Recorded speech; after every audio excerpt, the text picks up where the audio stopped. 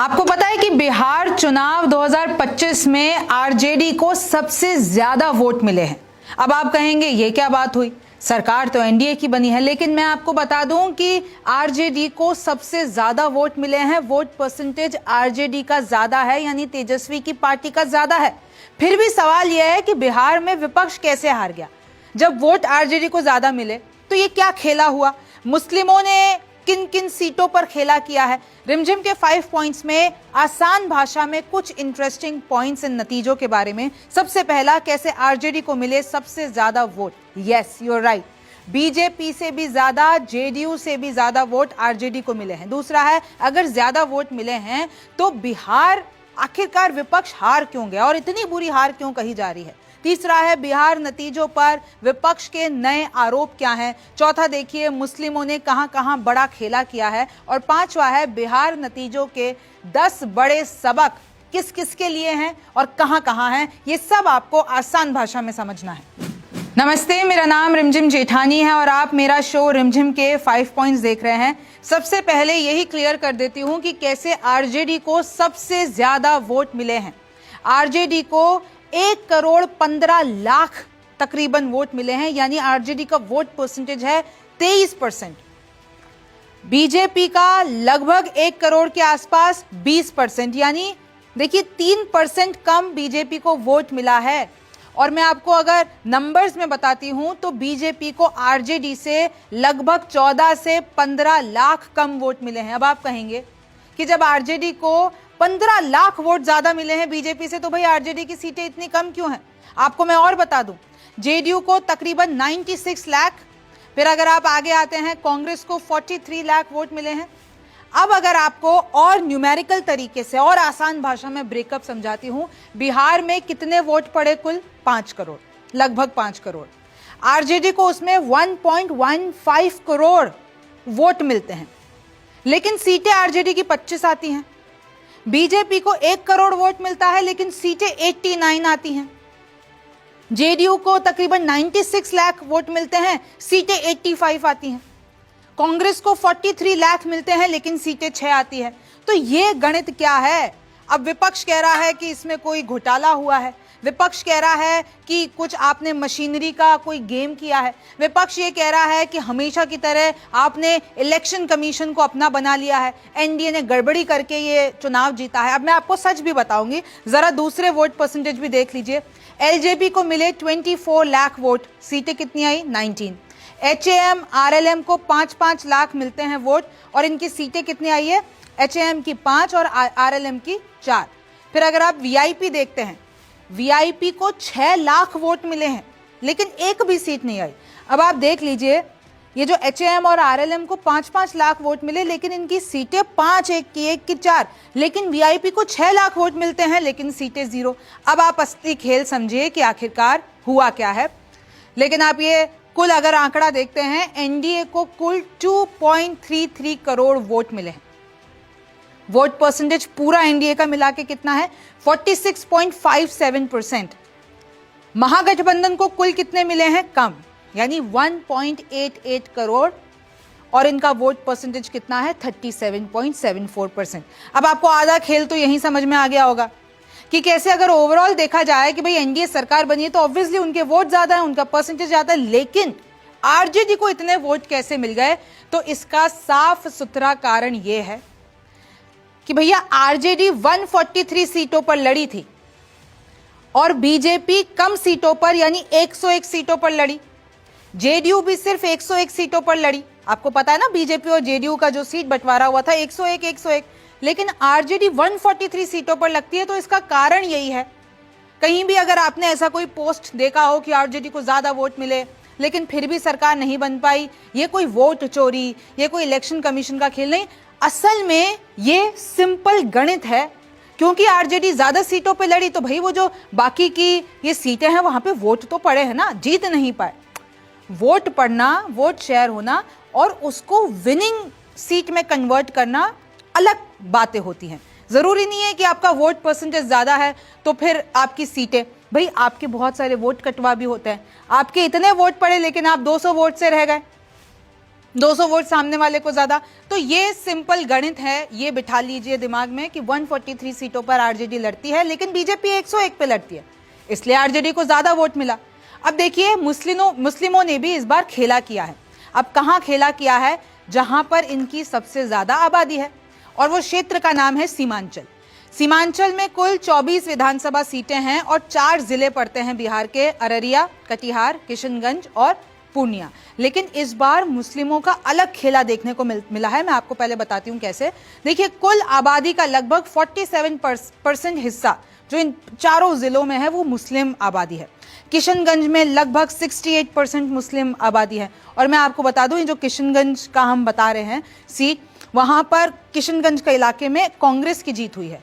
फिर अगर आप कटिहार के इलाके की बात करते हैं, 44 से 45% मुस्लिम आबादी है, वहां पर बीजेपी जीती है। यस, ऐसा नहीं है कि मुस्लिमों ने बीजेपी को वोट नहीं किया, ऐसा नहीं कि यादवों ने बीजेपी को वोट नहीं किया। तो इस बार विपक्ष का ये जो MY फैक्टर है वो भी कमजोर होता दिखा, और ये मुस्लिम और यादव वोटरों ने एनडीए को भी वोट किया है। अररिया में लगभग 43% मुस्लिम आबादी है, यहां पर कांग्रेस जीती है। यह बात तय है कि जो मुस्लिम वोटर है वो कांग्रेस की तरफ खिंचता है, लेकिन इस बार बीजेपी की तरफ, एनडीए की तरफ भी खिंचा है।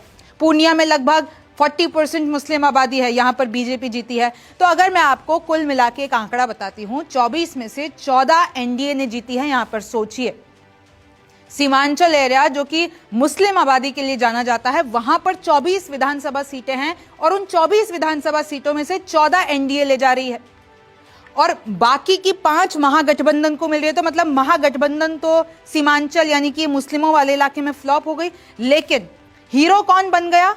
5 AIMIM यानी ओवैसी की पार्टी। भैया, ओवैसी की पार्टी ने पिछली बार भी 5 सीटें ली थी, इस बार भी 5 सीटें ले ली, और बाकी की सीटों पर ओवैसी की पार्टी ने क्या किया? आरजेडी को हरवा दिया। ये यहां पर जो खेल हुआ है ना, ये पूरा का पूरा ओवैसी की पार्टी ने किया है, ओवैसी के वोटरों ने किया है। 5 सीटें ओवैसी को जितवा दी, और बाकी की जो सीमांचल की सीटें थी उसमें वोट कटवा बनकर महागठबंधन को यानी कि आरजेडी को हरा दिया। कहीं ना कहीं कहा जा रहा है ओवैसी ने ये तेजस्वी से रिवेंज प्लान लिया। आपको पता है ना कि कुछ विधायक चले गए थे तेजस्वी के पास, और उन्हीं सीटों पर ये सीटें छीन कर लाए हैं ओवैसी।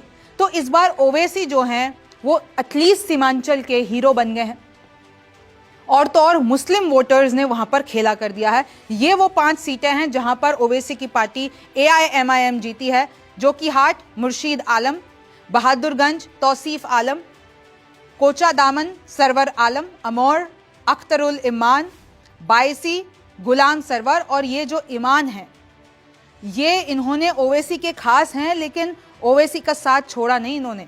और देखिए, नाम में भी ईमान है, तो लोग कह रहे हैं कि इनका ईमान ओवैसी के लिए एकदम इंटैक्ट रहा और ओवैसी को जितवा दिया। खैर, आगे बढ़ते हैं। पार्टी की पकड़ यहां पर लगातार मजबूत हो रही है, यानी ओवैसी की जो सीमांचल की पॉलिटिक्स है वो लगातार मजबूत हो रही है। ये जितनी भी सीटें आपके सामने दिख रही हैं, इन सब सीटों पर यानी कि 25 सीटों पर ओवैसी की पार्टी लड़ी थी और 5 सीटें जीत गई। अब मैं जरा आपको ये बता देती हूं कि 10 बड़े सबक, 10 बड़े टेकआउट इस पूरे नतीजों के क्या रहे। तो देखिए, दरअसल इसको बाल दिवस, आपको पता है ना 14 नवंबर को चिल्ड्रंस डे होता है, बाल दिवस होता है, लेकिन अब कहा जा रहा है कि भाई ये बाल दिवस जो है वो कमाल दिवस में आ गया, कमल खिल गया, कमाल दिवस हो गया। ये एनडीए 200 पार, 15 साल के बाद प्रचंड बहुमत मिला है। 15 साल, सोचिए कितने सालों का इतिहास पलटा है। एनडीए 200 पार हो गया। आरजेडी और कांग्रेस की 2010 के बाद से सबसे कम सीटें आई हैं, और ये बहुत ही शर्मनाक है महागठबंधन के लिए। अब मैं आपको बताती हूं एनडीए ने कैसे खेल किया। एनडीए ने ऐसे खेल किया, जीविका दीदियों के खाते में 10,000 डाल दिए। अभी तो इन दीदियों को यानी इन महिलाओं को आगे और 2-2 लाख रुपए मिलेंगे, यानी कि 1.21 करोड़ महिलाओं को 10-10 हजार रुपए दिए गए। और ये फैक्टर है वो गेम चेंजर हो गया, और महिलाओं ने एक तरफा एनडीए को जितवा दिया। सामाजिक सुरक्षा की पेंशन बढ़ा दी, मतलब ये दावा किया गया 1.1 करोड़ गरीब वोटर्स को फायदा मिला। एक प्रधानमंत्री मोदी की तरफ से जंगल राज नैरेटिव का लाभ उठाया गया। उन्होंने कहा कि अगर आप एनडीए को नहीं जिताएंगे तो फिर वही जंगल राज वापस आ जाएगा। भाई देखिए, ये बात कहनी पड़ेगी, लालू प्रसाद यादव के टाइम पे जंगल राज वाला जो नैरेटिव है कि भाई महिलाएं निकल नहीं सकती हैं बाहर, क्राइम बहुत ज्यादा है, जंगल राज है, और अब देखिए वहां की महिलाओं को पैसे मिल रहे हैं, वो अपनी जीविका चला रही हैं, अभी उनको और पैसे मिलेंगे, अब उनको कोई खौफ नहीं है अगर महिला की सुरक्षा के मामले में। तो ऐसी बहुत सी चीजें बदली हैं और महिलाएं एनडीए के पक्ष में हो गई। फ्री बिजली का लाभ उठाया सबने।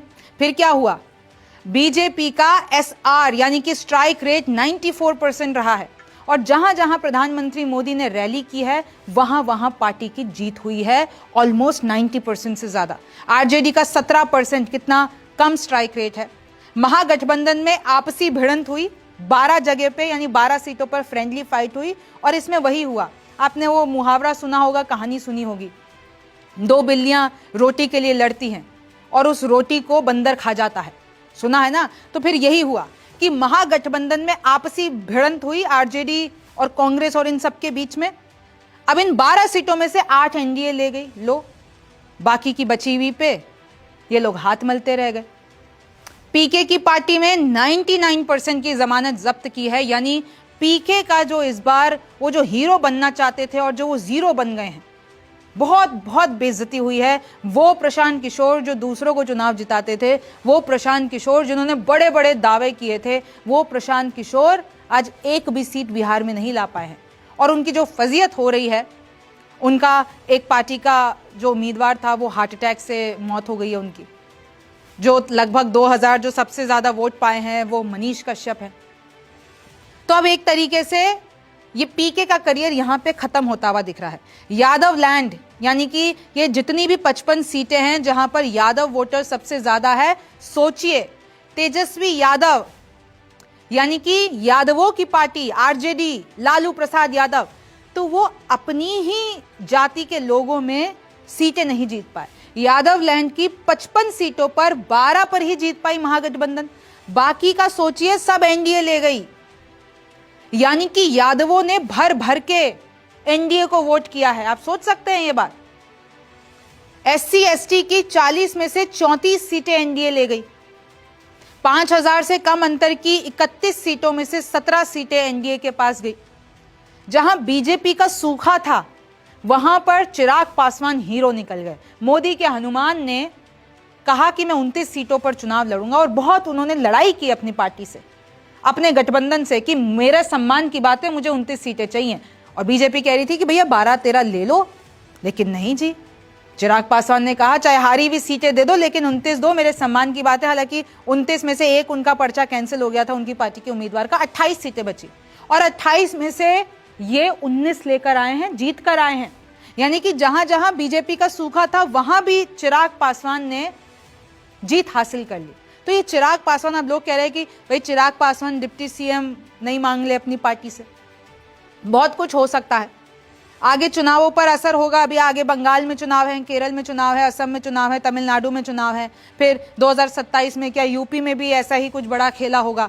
एनडीए का एमवाई फैक्टर यानी महिला और युवा फैक्टर असरदार। भाई विपक्ष का एमवाई फैक्टर है मुस्लिम और यादव, इधर एनडीए का भी अब एमवाई फैक्टर ताकतवर हो गया है, महिला और युवा।